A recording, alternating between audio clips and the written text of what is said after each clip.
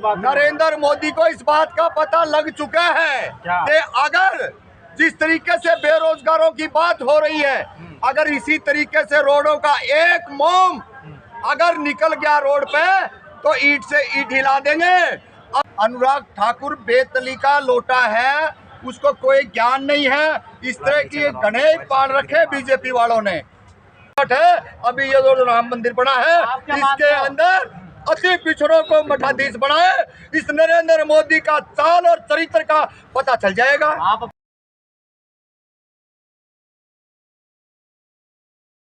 सरकार बीजेपी के आरएसएस के लोग पार्लियामेंट के अंदर जो सांसदों को निष्कासित किया जा रहा है और जो रोड पे बात नहीं करने देते थे, वो लोग अति हो जाती किसी चीज की तो उन्होंने एक ही काम किया कि पास बनवाया। पास किससे बनवाया? बीजेपी से बनवाया। बीजेपी के सांसद ने अनुमति दी और जाके उन्होंने अपना आक्रोश प्रकट किया और ये कहा, गूंगी बहरी सरकार, इस देश के अंदर 60 लाख बेरोजगार युवा हैं और कितने न जाने खेती किसानी मजदूरी के अंदर जो लोग आज परेशान हैं, आत्मदाह जो कर रहे हैं, ये बात सोचने की है। तो ये सीधा सीधा एक बात को दर्शाता है कि जो पार्लियामेंट के अंदर गई, इस देश के बहुत से लोगों को हम लगातार विजिट कर रहे हैं 13 तारीख से आज तक, कि बहुत से लोग मौन हैं, लोग बोल नहीं रहे हैं, डरे हुए हैं। हम कहना चाहते हैं ये आपकी चुप्पी भी जो है बीजेपी को, आरएसएस को बढ़ावा दे रही है। आप खुल के क्यों नहीं उन बच्चों के समर्थन में आते? क्यों नहीं? 60 लाख युवा बेरोजगार हैं, क्यों नहीं? जब शिक्षा का बजट घटा दिया जाता है तब भी आप लोग नहीं बोलते हो। तो ये तो इस देश के जो कथाकथित जो लोग हैं, जो अंबेडकर की बात करने वाले हैं या फुले की बात करने वाले लोग हैं या चंद्रशेखर आजाद और भगत सिंह की बात करने वाले लोग हैं, क्या उनके मुंह में आज दही जमी हुई है? क्यों नहीं इन बच्चों के लिए? वो बात तो नरेंद्र मोदी जी भी कर रहे हैं, ऐसी कोई बात नहीं। नरेंद्र मोदी को इस बात का पता लग चुका है कि अगर जिस तरीके से बेरोजगारों की बात हो रही है, अगर इसी तरीके से रोडों का एक मोम अगर निकल गया रोड पे तो ईंट से ईंट हिला देंगे। अभी तो वो पास लेके गए हैं। ये पार्लियामेंट पहले थोड़ी अंदर थी। अगर ये बच्चे मुसलमान होते तो क्या कहते हैं? देखिए, अगर मुसलमान होते तो अब जो ट्रेंड चला रखा है, उनके घर से ये बरामद किया, उनके यहाँ से उनकी डायरी बरामद की, ये पता क्या क्या कहते? परमाणु बम मिला है, पाकिस्तान से रिश्ते हैं, खालिस्तानियों से रिश्ते हैं। ये इस तरह की गंदगी फैलाने वाले इस देश की गोदी मीडिया ने, अगर इस देश का, भारत देश का अगर भट्ठा बिठाया है तो इस देश की प्रिंट मीडिया और ये गोदी मीडिया ने बिठाया है। अब आम जनमानस को सोचना पड़ेगा। अगर आप बाहर निकल के नहीं आए तो फिर ये मत कहना कि मेरा बेटा अच्छा है, मेरा बेटा गलत नहीं करता। मेरे पड़ोसी से पूछ लो या मेरे बच्चे का जाके ट्रैक रिकॉर्ड देख लो, कोई कहीं पे उस पे FIR दर्ज नहीं है। आप इन लोगों के समर्थन में? बिल्कुल समर्थन में है और खुल के समर्थन में है। और वो जो काले नाग हैं उनको भी कह देना चाहते हैं। कौन काला नाग? जो के वही कौन? वो जो अंबेडकर की बात करने वाले हैं। मैंने बहुत से इंटरव्यू देखे हैं जो खुल के इन बच्चों के समर्थन में नहीं आ रहे।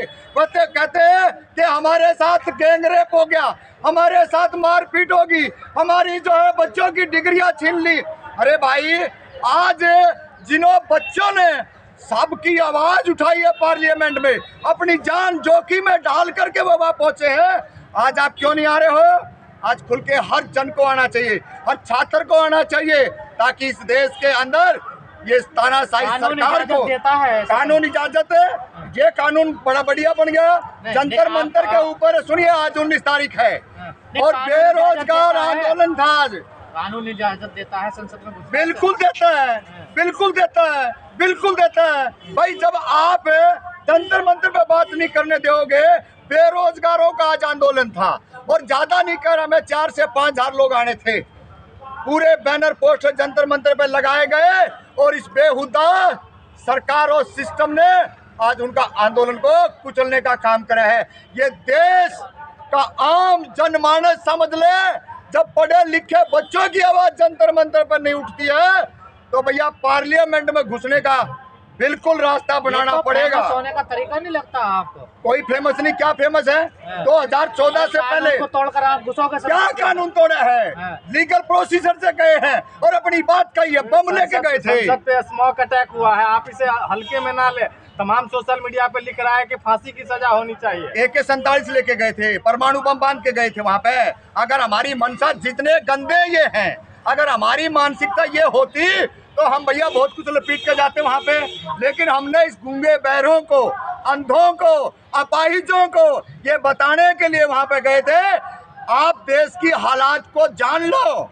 और वो बात मुखरता से है और उनके पूरे समर्थन में तमाम हरियाणा के किसान और तमाम, मैं हिसार से आता हूँ और हिसार से नीलम आती है और तमाम लोग बेटी नीलम के साथ खड़े हैं, नीलम आजाद के साथ हैं और तमाम 60 लाख। तो बगावत करेंगे आप? साथ नहीं हो? बिल्कुल शर्मा जी के साथ हैं। ये जाति नीलम का नाम नीलम तमाम जो 6 से 7 जो बच्चे हैं उनके साथ खड़े हैं, उनके साथ खड़े हैं।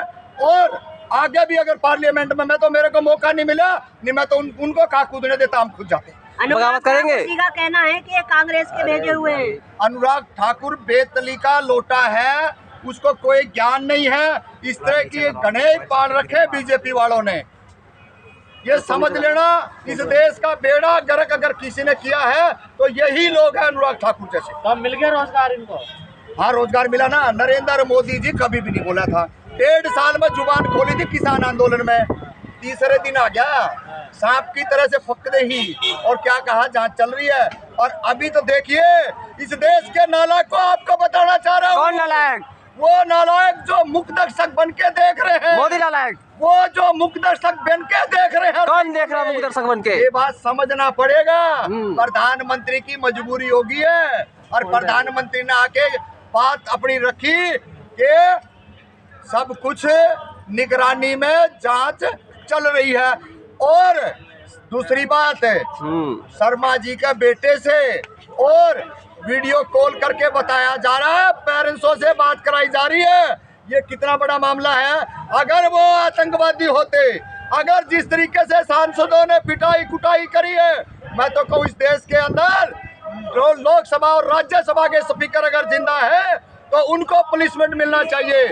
जो निहत्थे बच्चे के ऊपर जो मारने का काम कर रहे थे, पीटने का काम कर रहे थे, आतंकवादी तो वो हैं जो रेपिस्ट और हत्यारे पार्लियामेंट में बैठे हैं। ओरिजिनलिटी इस देश के आम जन को समझनी पड़ेगी। बगावत करेंगे आप? संसद में कूदे वो आतंकवादी नहीं? बिल्कुल भी नहीं। इस देश के किसान, मजदूर, दलित, पिछड़ों के बच्चे हैं और सीना ठोक के कहा है। दलित पिछड़ों का कोई नहीं है उसमें? कौन नहीं है? कौन है? कौन है? अरे कोई नहीं है। इस देश के अंदर, इस देश के अंदर यही गंदगी जो बीजेपी कार्यालय की चाय पी के आता है ना और संघ विचारधारा का है, वो इस तरह के प्रोपगंडे फैलाते हैं। नीलम कौन है? एक प्रजापति जिसका परिवार खेती करता है और दूध का और मिठाई का छोटा मोटा कारोबार करता है। और जिसकी आप शर्मा की बात कर रहे हो, वो एक बढ़ई का लड़का है, कारपेंटर का लड़का है और उसके साथ में इसी तरीके के बच्चे हैं इस देश के अंदर जो गंदगी फैला रहे हैं और जो चुप्पी साध रहे हैं। वो जान ले उनकी बारी जो नहीं, आप उनके समर्थन में आ रहे हैं। अभी तो वो स्मोक लेकर गए, कल को बम लेकर चले गए तो? अच्छा, आपसे बात हो रही है क्या? आप लोगों से बात हो रही है? अरे इसमें बेरोजगारी ना दिखती आपने? और नारे लगाए, नारे कौन से लगाए? आप कह रहे बम लेके चले जाओ। अगर हमने ऐसे उड़ाने होते तो पूरे दिन यही घूमते हैं रोड के ऊपर, कहीं वो नहीं है। हमने तो बताया था कि इस पार्लियामेंट के अंदर जितने भी जो लोग जा रहे हैं वो सारे के सारे हत्यारे और रेपिस्ट, कभी मजदूरों की, किसानों की बात नहीं करते। और युवा का तो छोड़ दीजिए, जब शिक्षा के बजट घटा दिए जाते हैं तो आप क्या मान रहे हो? उस ग्रुप में आप तो शामिल नहीं थे? हम बिल्कुल शामिल है ना, आपने तो बिल्कुल बिल्कुल शामिल। हाँ, और आप बोल दियो मोदी को और अमित शाह की पुलिस को रामपुर जांगड़ा को गिरफ्तार कर ले। हम तैयार बैठे, पहले भी जेल गए।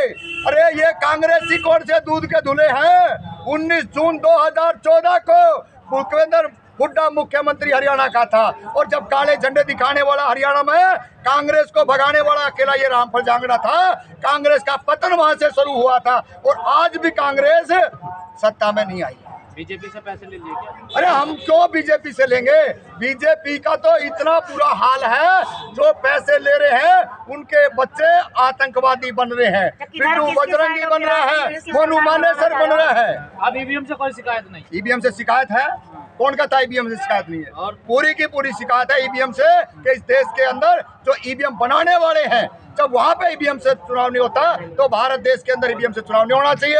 ये मूर्खता से देखिए, अयोध्या जो निकम्मे नालायक जलील जल्लाद लोग हैं, चुटियाधारी जनेऊधारी हैं, वो जाएंगे। हम जाएंगे, अरे अपमान कर रहे हैं ब्राह्मणों का आप। पार्लियामेंट के अंदर हम जाएंगे, स्कूल कॉलेजों के अंदर हम जाएंगे, खेती किसान मजदूर के पास हम जाएंगे, फैक्ट्री मजदूर के साथ में। ब्राह्मणों का अपमान कर रहे हो? हम किसी का अपमान नहीं कर रहे। भावना आते रहेगी उनकी। अरे हमने इनके शराफों से बहुत आगे निकल गई, बहुत हमने ये झूठे पाखंडी इनके पास ये भस्म कर देंगे। अरे इतनी अकल इनमें, इतना दिमाग होता तो पहले बता देते पार्लियामेंट में ये होने अरे वाला है। मंदिर बनवाया है सर, ऊंचा होना चाहिए आपका। अच्छा, मंदिर पर जाके कटोरा लेके बैठ जाओ और भीख मांगो वहाँ पे। सनातनियों को श्राप लगेगा आपको। दान चढ़ाओ, दान।